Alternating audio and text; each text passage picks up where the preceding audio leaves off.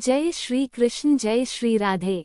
नए वीडियो के लिए आप सभी का स्वागत है। आज हम बात करेंगे और श्रीमद् भगवत गीता के अध्याय 1 श्लोक 1 को समझेंगे। तो चलिए शुरू करते हैं। कुरुक्षेत्र के युद्धस्थल में सैन्य निरीक्षण।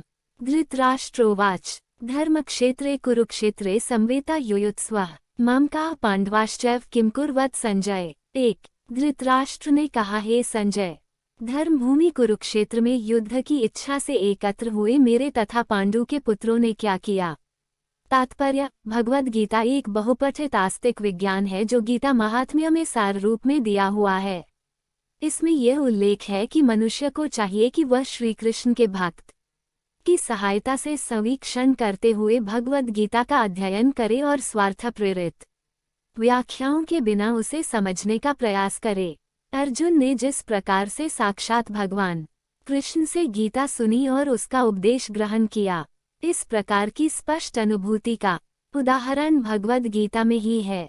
यदि उसी गुरु परंपरा से निजी स्वार्थ से प्रेरित हुए बिना किसी को भगवद गीता समझने का सौभाग्य प्राप्त हो तो वह समस्त वैदिक ज्ञान तथा विश्व के समस्त शास्त्रों के अध्ययन को पीछे छोड़ देता है। पाठक को भगवद गीता में न केवल अन्य शास्त्रों की सारी बातें मिलेंगी अपितु ऐसी बातें भी मिलेंगी जो अन्यत्र कहीं उपलब्ध नहीं है। यही गीता का विशिष्ट मानदंड है। स्वयं भगवान श्री कृष्ण द्वारा अध्याय साक्षात उच्चरित होने के कारण ये पूर्ण आस्तिक विज्ञान है। महाभारत में वर्णित धृतराष्ट्र तथा संजय की वार्ताएं इस महान दर्शन के मूल सिद्धांत का कार्य करती हैं। माना जाता है कि इस दर्शन की प्रस्तुति कुरुक्षेत्र के युद्धस्थल में हुई, जो वैदिक युग से पवित्र तीर्थस्थल रहा है। इसका प्रवचन भगवान द्वारा मानव जाति के पथ प्रदर्शन हेतु तब किया गया जब वे इस लोक में स्वयं उपस्थित थे। धर्मक्षेत्र शब्द सार्थक है क्योंकि कुरुक्षेत्र के युद्धस्थल में अर्जुन के पक्ष में श्री भगवान स्वयं उपस्थित थे। कौरवों का पिता धृतराष्ट्र अपने पुत्रों की विजय की संभावना के विषय में अत्यधिक संदिग्ध था। अतः इसी संदेह के कारण उसने अपने सचिव से पूछा, उन्होंने क्या किया। वह आश्वस्त था कि उसके पुत्र तथा उसके छोटे भाई पांडु के पुत्र कुरुक्षेत्र की युद्धभूमि में निर्णयात्मक संग्राम के लिए एकत्र हुए हैं। फिर भी उसकी जिज्ञासा सार्थक है। वह नहीं चाहता था कि भाइयों में कोई समझौता हो, अतः वह युद्धभूमि में अपने पुत्रों की नियति, भाग्य, भावी के विषय में आश्वस्त होना चाह रहा था।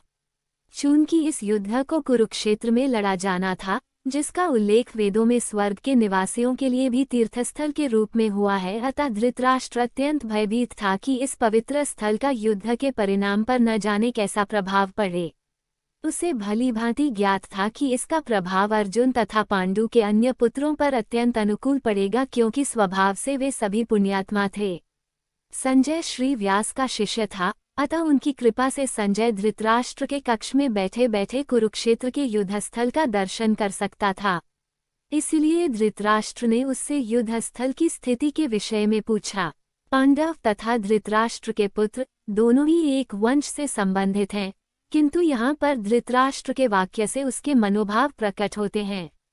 उसने जानबूझकर अपने पुत्रों को कुरु कहा और पांडु के पुत्रों को वंश के उत्तराधिकार से विलग कर दिया। इस तरह पांडु के पुत्रों अर्थात अपने भतीजों के साथ धृतराष्ट्र की विशिष्ट मनस्थिति समझी जा सकती है।